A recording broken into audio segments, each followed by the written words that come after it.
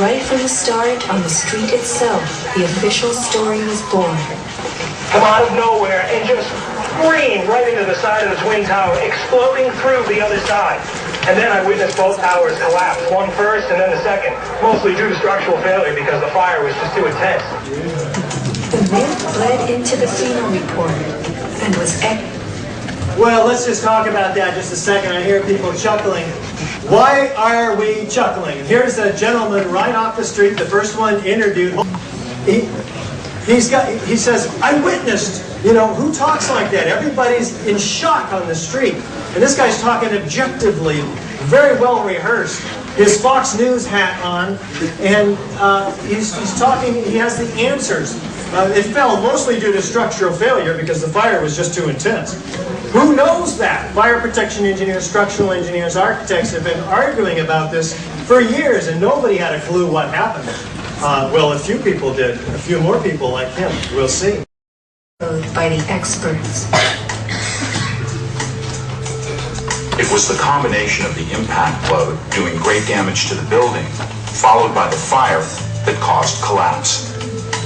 Well, where did he get that? That's Gene Corley with the American Society of Civil... Oh, he got it from the guy on the street. Fortunately, we have very different and identifiable characteristics with these forces that destroy buildings. Like, for instance, fire destroys buildings quite differently. The features from a controlled demolition.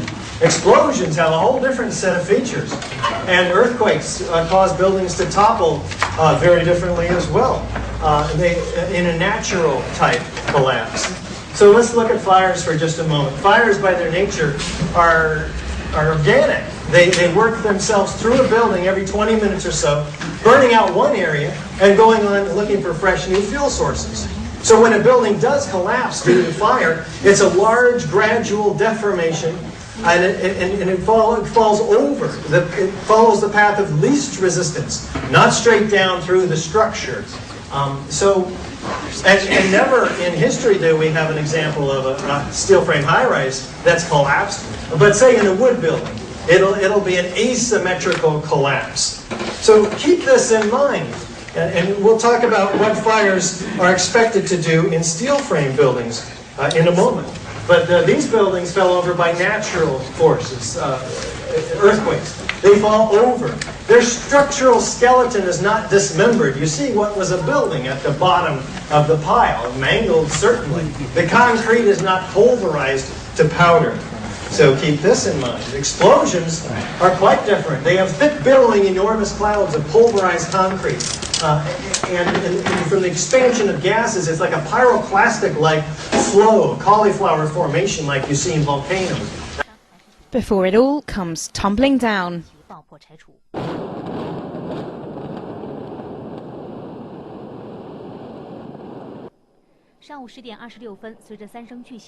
The building's...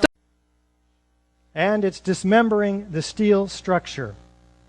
In fact, the leading edge of these mushroom clouds are full of perimeter columns, aluminum cladding, and other steel. Let's take a look at the South Tower in terms of dismemberment. See what's going on here. South Tower's on your left. It was hit lower by the aircraft, and as you can see, its descent starts, its rapid destruction starts there, and it begins to tilt to the left. Now, in fact, and it disappears into this cloud. We would expect to see this building, which is already tilted at 22 degrees and continuing its angular momentum, off-center of the building below it. How can it crush it symmetrically at free fall speed when it's already off-center? And we don't see it either mangled up in some heap at the bottom down on the pavement. It's been completely dismembered. Let's take a look from below, though, because I'm not quite convinced. We have asymmetrical damage, and yet there's this symmetrical destruction occurring underneath the cloud, all the way around the building like the firemen saw, even though this top mass has already fallen over. Free fall speed. Doesn't make sense to me. Steel frame structure was completely dismembered. There are no large chunks of building, only those shards that we saw of the perimeter structure.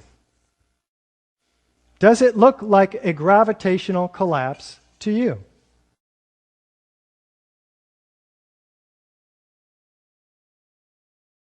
Do we have a lateral ejection of structural steel? Let's take a look. Now let's look at the collapse of the Twin Towers.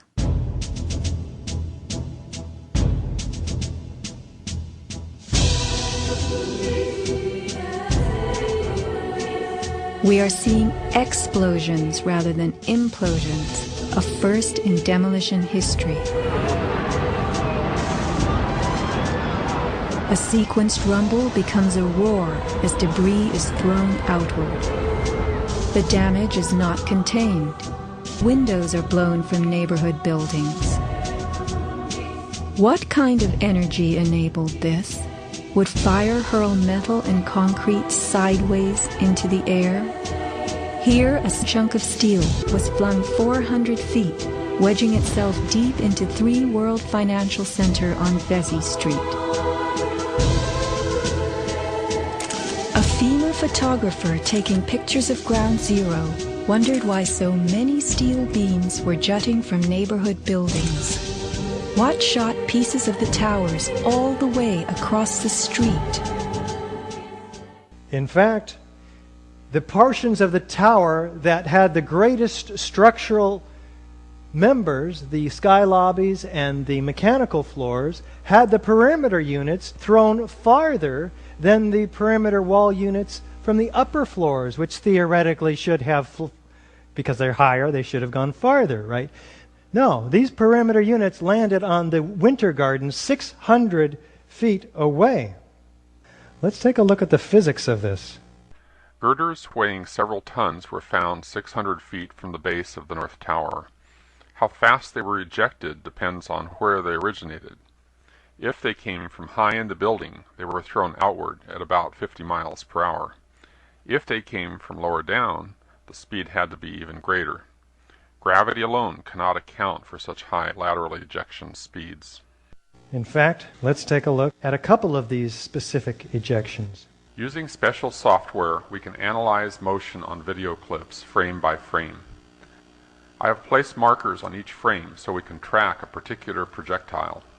From the markers, we can get a data table and plot various graphs. The data here shows that the object we were tracking was shot horizontally at over 70 miles per hour.